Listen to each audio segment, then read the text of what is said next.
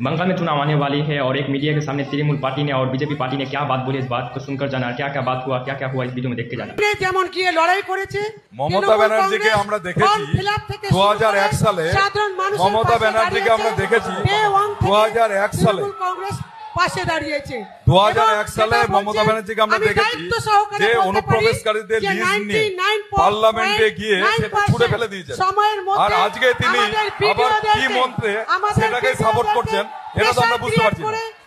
তিনি এসআর এর পক্ষে কথা বলেছিলেন 2001 সালে, আর আজকে কোন মন্ত্রে তিনি আবার তার বিরোধিতা করছেন এটা বুঝতে পারছি না।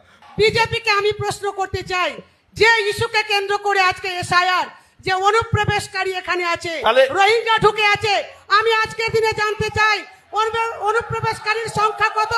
আজকে অনেক জায়গায় গ্রামের পর গ্রাম এসআর ঘোষণার পর অনেক জায়গায় গ্রাম ফাঁকা হয়ে গেছে, কলকাতার বস্তি ফাঁকা হয়ে গেছে, মানুষকে পাওয়া যাচ্ছে না, মুসলিমদের নাম কাট করাই ছিল বিজেপির মূল এজেন্ডা।